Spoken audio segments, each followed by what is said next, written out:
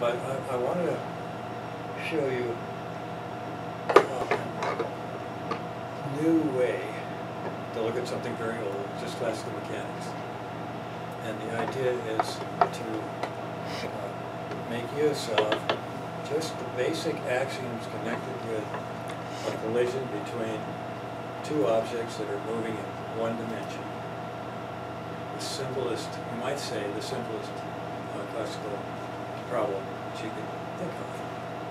And the idea is that if you find this nice way to do that, a geometrical way to do that, it suggests a way to do all sorts of things. In fact, the whole course is based on the axioms and the stuff that we're going to do right here. And the mathematics behind it, might as well introduce tensor analysis. So we'll be doing that in these two parts of the lecture today. But I'm going to just begin by posing a really simple problem, kind of problem you might do in Physics 1, or software physics, or whatever course you first learned. You have to do in high school, but high schools have gotten a little soft, so they might not get around to doing something like this, which is very germane to our automobile-driven culture. And the automobile now has people self-axing, or doing their Twitter while they should be driving. And that's what we're imagining here is being done by the driver of this sports utility vehicle, SUV. And it may be true that the occupant of the Volkswagen is also texting or sexting or whatever it is you do on these fine electronic devices. The trouble is, it's a disaster on the highway, and that's what we're going to be discussing, is what happens if an SUV that weighs 4 tons rear ends, right at this moment, a Volkswagen that weighs 1 ton. Okay, we'll make it very simple, make it English units. Later we get lots of MKS to work with, but for now, just the idea of 4 and 1 is what we need to know. Now, we're going to do the two extremes of such an interaction. Perfectly elastic, where they fly apart without any mechanical damage. The occupant's damage, that's something else we're not going to worry about this time. We're physicists, right? We don't care about those things. That's wrong, but anyway. Or the more realistic situation in such a high-speed collision is what we're going to call totally inelastic. Basically, we'll use onomatopoeia, a word that sounds like it is crunch versus a kabong. Those are the two things we're going to talk about today in the development of the collisions. Yes. Is there a difference between totally inelastic collision and just inelastic collision? We'll say plenty about what the distinction is. And of course the real world is in between those two. But often the real world is very close to one or the other. And we'll characterize that. And that's what geometry is really good for, is we can make a chart of how elastic we are or how inelastic. And that's one of the advantages of a geometrical solution. And so if you were given these problems in a normal course as opposed to an abnormal course like this one, you would get out the formulas. Momentum conservation and energy conservation. But we have a more streamlined, unconventional way that, as I say here, is quicker and slicker. And all you have to do is draw 2 lines on a graph, something like this one, but not quite like that one. All we have to do is think about the velocity and make a graph of that. So what we're going to do is a velocity-velocity plot. And the idea is that any moment, including now, which is there just before the collision, the velocities of these two objects, 60 miles an hour for the SUV, this is the SUV velocity axis, and 10 miles an hour for the dawdling Volkswagen. This is its velocity coordinate axis. So we're starting at a single point in velocity space. Is that reasonably clear? Okay? And the thing is, what is the main axiom of classical mechanics? Well, for this one, I just have a question. this is it, momentum conservation. So both are velocity axis. So one axis represents one vehicle, and the other axis represents the velocity profile of the other vehicle. So could you have started from that axis, like take the initial velocity of the Volkswagen and have that as your initial point had you wanted? Well, given the fact that the 60-mile-an-hour object is the SUV, I put this one at 60. Okay. Oh, okay. That's because the SUV rear ends the other vehicle. Right. This axis just pays attention to the velocity of this object. Very similar to what you do asking you where you were in the coordinate system, right? This is space and time up here. This is velocity and versus velocity. Okay? And you see the 10 here. So the coordinate of this one is out 60 and up 10. 10 means Volkswagen and 60 means the SUV. Okay, is that clear? Okay.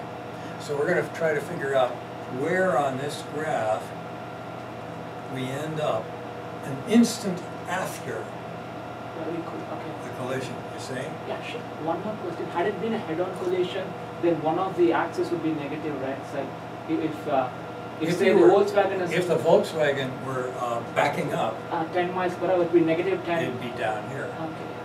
That's exactly, yeah, good point. Okay? And if the SUV, of course, was going negative, right, running away, we'd never have a collision. But we can always move the SUV on this side, wouldn't change this graph at all. And then we have the collision for that case. So we could be over here and do the same thing we're about to do. And what we're about to do is make use of this. So momentum conservation is something that classical mechanics by itself cannot prove. It's really an a priori thing for classical mechanics. The conservation of momentum is that very important principle on which all of classical mechanics is based. And we don't need anything more. We're going to prove energy conservation under certain conditions. Did you say that the momentum conservation cannot be proven in classical mechanics? No, you need to go to the next course, or Unit 8 of this course, and see what momentum really is. And momentum really is wrinkles of a wave, number of kinks per meter. What's called the K vector, and then a proportionality constant that we know as Planck's constant.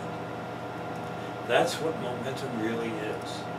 And so when two momenta are involved in some way in any number of dimensions, the only thing that the wave mechanics allows us to finally end up with large probability is that which maintains the total sum of those K vectors. That's really a symmetry argument. We'll talk a little bit about that more and then when we get to Unit 8. Of course, we don't get to do very much of Unit 8 because we only have a semester, but that's where this gets proved. So you go down and you use an axiom that lies below this. And you should know already what that axiom is.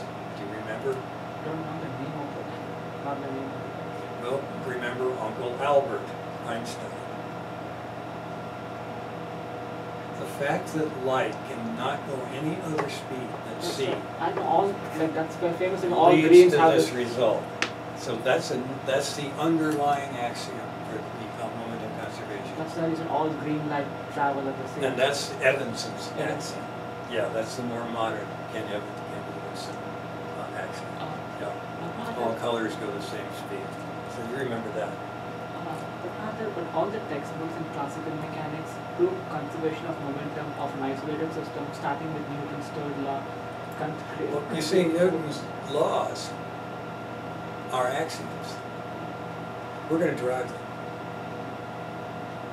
But one of those, the first law, is this. That's really the first law. So when you say law, you usually mean axiom. In physics. Mathematics is different. We're trying to make mathematics as close as possible to physics, so we're using mathematical terminology that fits the physics. So we're going to use this fact that the product of mass and velocity of these two objects, sum, does not change. And if that's the case, then the answer to our question has to lie on this line right here. And that is the line that is mass of SUV, which is 4, times the velocity in the x direction. So let's say 4x plus 1, that's our mass of the Volkswagen, times y. That's the y-axis of this chart. Does that make sense? Can you repeat it once again, please? Stating that the sum of the product of mass and velocity, SUV, and mass and velocity, VW, is a constant, gives you an equation which is a straight line in the space x for VW, and, I'm sorry, x for SUV, and y for VW. So 4 times x plus 1 times y has got to be a constant in this scenario. Now all that means is, and this looks like a proof for the momentum conservation rule, all that's telling you is that if the SUV loses 1 unit of velocity, the VW will gain 4. So the SUV is going to slow down in this collision, and the VW is going to speed up 4 times as much, if you believe this axiom. It is after collision. Like after collision, the SUV will... And during collision, assuming they maintain their integrity and pieces don't fly out, which of course is going to happen in an average collision at this speed. But we'll talk about some comments on idealization of classical models before we get too far into this. But I want to just go dive in and take it as it is. So this equation turned around here, okay, mass of SUV over minus the mass of the VW is equal to the change in velocity of the VW and the change in the SUV. At every instant during the collision, which could be just a few milliseconds, right? So the velocity changes could be very fast. There could be a lot of acceleration, which means a lot of force, which means time in the hospital or the morgue, depending on how things work out here. Okay? So this is a life and death problem we're talking about here. Okay? So far, so good? But I don't know where on that line it might be. But I do know it has to be on that line. Okay? Now I said we just have to draw 2 lines. I've drawn one already, based on the masses of these objects and where I was at the initial time with my 60 miles an hour for an SUV and my 10 miles an hour for the VW. So that's my starting point. The line that it has to be on has to be somewhere. I didn't bother to draw it down here. We'll talk about that later on. But somewhere up here So what is you where we're going to wind up. So you start with the initial point and you calculate what the slope is, and Yes. then you just extend the line from that point on. That's exactly right. And in fact, I would normally go ahead and do that on the board here. Got it all set up, so we might as well do that. Here's SUV. Here's VW speed. And if you want to go ahead and take some graph paper, you can do this yourself. But you can sketch. This one's simple enough. You really need graph paper. The But that's monitor where I'm and starting. overhead are kind of in the way. This guy right here is in the way. If I move it, I might make a big mess. You can do that while you I'll hold this stuff while you go ahead and see if you can get it off and then take put it together piece later. Will you load it? And we might also have to take this. Yeah, that screen needs to go Yeah. face down or something. Yeah, just go ahead.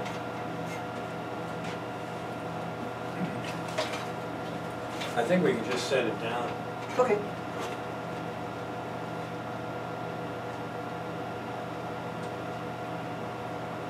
If you could pull it out there, because I don't know how to do this.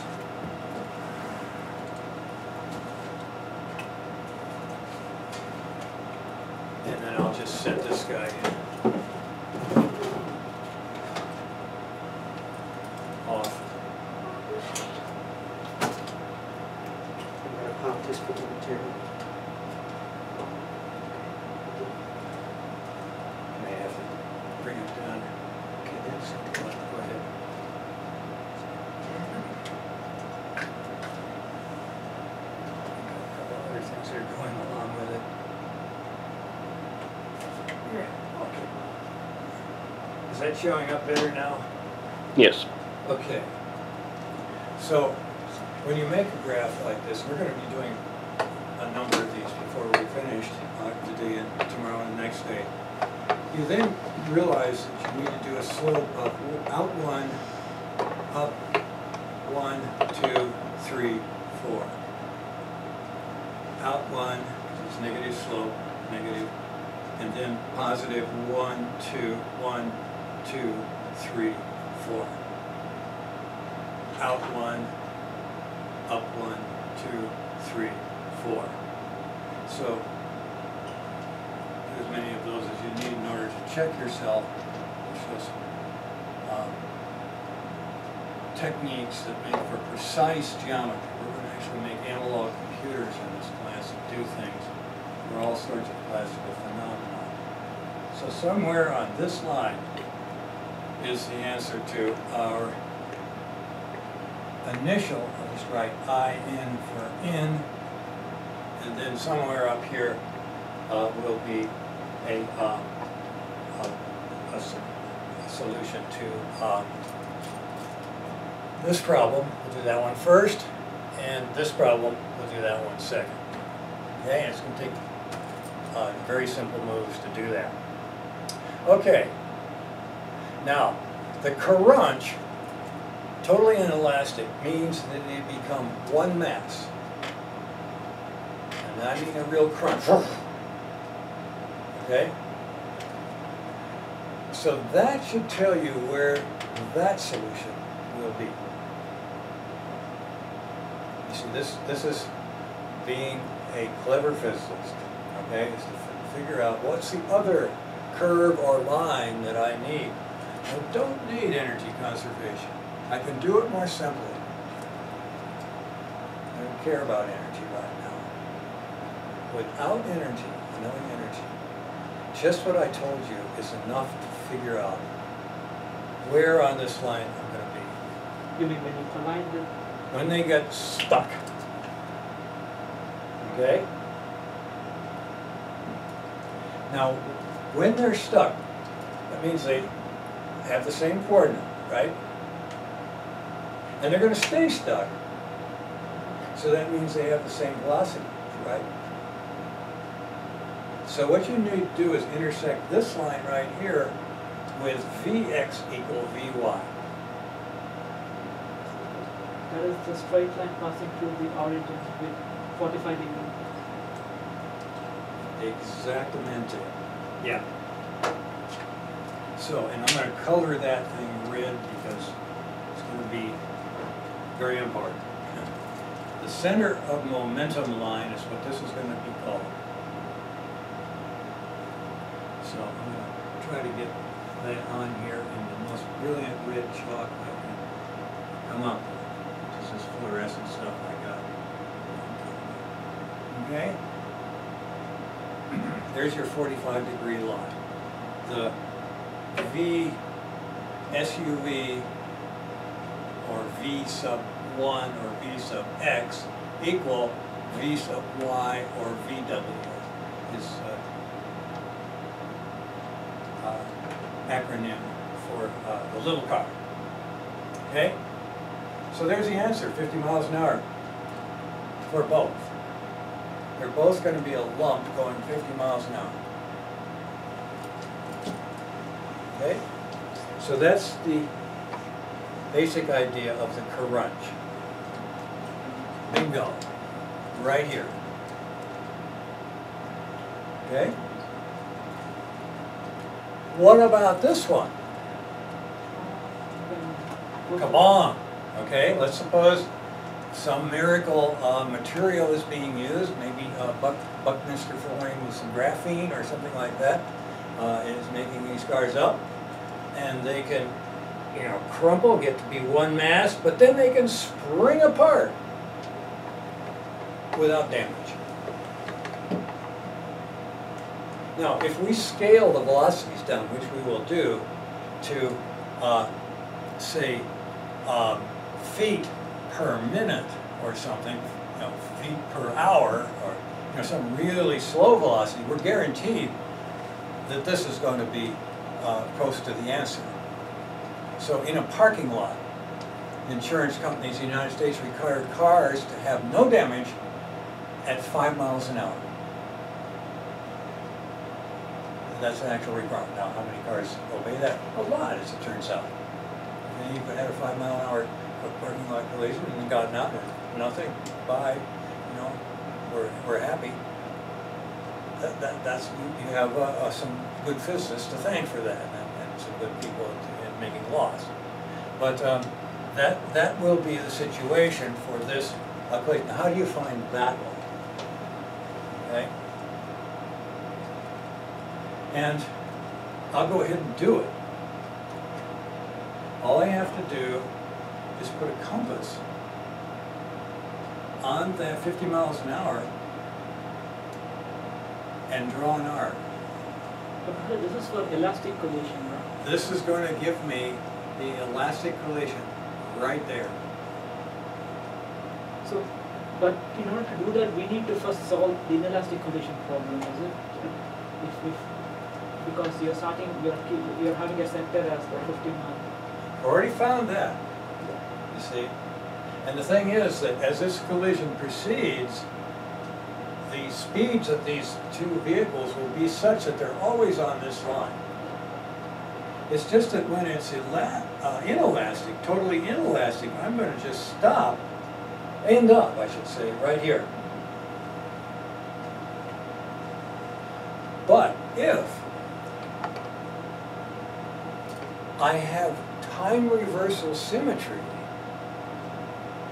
so that I can come in, take a picture of things going in, and then have them all wind up in reverse, like a movie played backwards, perfectly, I'll end up here. My question is, if you didn't solve the inelastic collision problem, in which case you would not have drawn the red line. So, and if you're just going to solve this elastic collision problem, so from that... You mean, when you say, I'm going to solve it, you mean solve it the old way with those two equations, right? No, I'm saying graphically, using your method. So to begin with... This is the method. We're done. Okay? I mean, the idea is that, go ahead here and put the two of them here. Here's the totally inelastic, there's the totally elastic, you see. So this is what we're talking about here, these two things, right? That's all we've got. Now that of course tells us a little bit here. It means that if I do a little damage, so it's not quite time reversal, I might end up somewhere below there. I might also end up above if there's an underward situation. So, I mean, also, there's another solution down here. Because you see, this is a quadratic equation, as we're going to prove. So we're always going to have two solutions possible. Geometry's telling you that. So if the collision is elastic, then the SUV would be traveling at 40 miles per hour after collision, and Volkswagen would be traveling Yeah, you've already read the answer. 90 miles per hour. 90? Can you imagine? He's going along at 10 miles an hour. Whoa! 90 miles an hour in just an instant? Ugh, not good. Better have a really good cushion in the seat belt, and all kinds of other things, because if you don't have a seat belt, it's going to push you 90 miles. You're still not dead yet. You're dead when you hit the front of the dashboard at 90 miles an hour, right? But if you've got really good seat belt, and I mean a strap in, right? They don't just do that anymore. They do across your chest, right? If you're a race car guy, you want a complete lockdown in the seat, right? So that, yeah, here's your fin for elastic.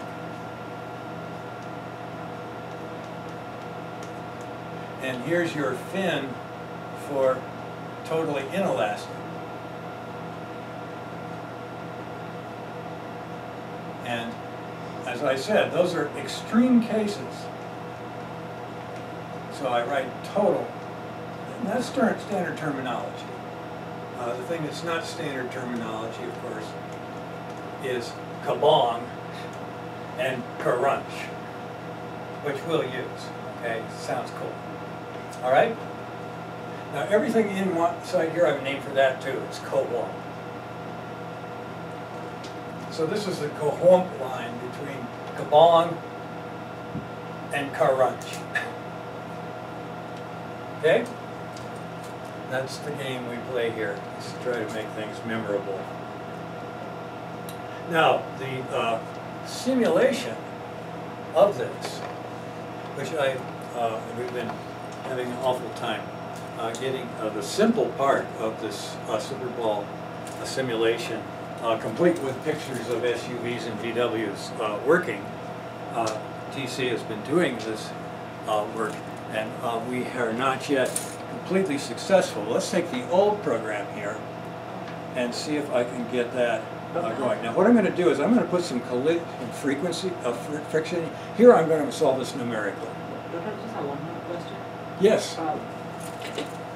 Algebraically, we have to solve the problem of elastic collision. Then we will write the momentum conservation equation.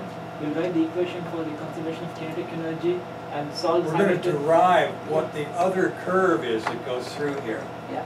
So that's what we're going to drive, and that will be the energy curve. Yeah. Oh, that was my question. Like, can we graphically demonstrate the conservation of kinetic energy for elastic collision? That way. Yes. Yes. And plus you can evaluate how co-wumpy it is, because it's never perfect.